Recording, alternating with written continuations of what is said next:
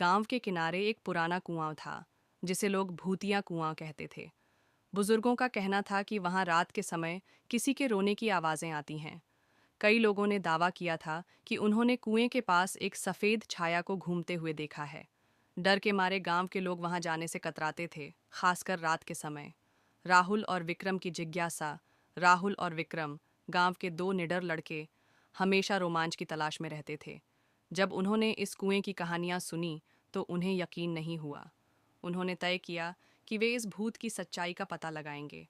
गांव के लोगों ने उन्हें खूब समझाया, लेकिन वे नहीं माने। आधी रात का रोमांच, एक अंधेरी रात, वे दोनों टॉर्च और लाठी लेकर कुएं के पास पहुंचे। चारों ओर सन्नाटा था, केवल झींगुरों की आवाजें आ रही थीं। अचानक कुएं से किसी के रोने की धीमी आवाज सुनाई दी। राहुल और विक्रम एक दूसरे को देखने लगे। उनके दिल तेजी से धड़कने लगे। तभी कुएं से एक सफेद धुंधली छाया बाहर निकलती दिखी। वह धीरे धीरे हवा में तैर रही थी। दोनों के शरीर में सिरहन दौड़ गई। विक्रम ने कांपती आवाज में पूछा, कौन हो तुम?" भूत का रहस्य, छाया ने धीरे से कहा, "मुझे यहाँ से मुक्त करो।" अब तक राहुल और विक्रम डर से थर थर कांपने लगे थे, लेकिन उन्होंने हिम्मत जुटाकर टॉर्च की रोशनी छाया पर डाली। रोशनी पड़ते ही एक बूढ़ी औरत का चेहरा नजर आया, जो बहुत ही दुखी लग रही थी। वह कराहते हुए बोली, "मैं कोई भूत नहीं हूँ बेटा, मैं इस गांव की ही थी।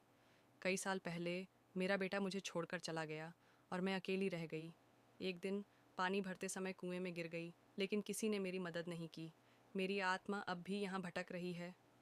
आत्मा की मुक्ति। राहुल और विक्रम को उसकी पीड़ा समझ में आ गई। अगले दिन उन्होंने गांव के पंडित से इस बारे में बताया।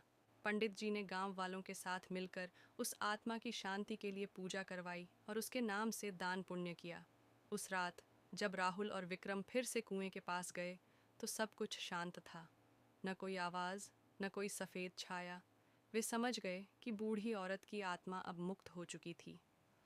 सीख। इस घटना के बाद गांव वालों ने फैसला किया कि वे कभी भी किसी बुजुर्ग को अकेला नहीं छोड़ेंगे। इस कहानी से हमें यह सीखने को मिलता है कि कभी कभी जो हमें भूत प्रेत लगते हैं, वे दरअसल वे आत्माएं होती हैं जो किसी दर्द की वजह से इस दुनिया में अटकी होती हैं। हमें अपने आसपास के लोगों का ख्याल रखना चाहिए ताकि कोई भी इस तरह अकेले दुख न झेले।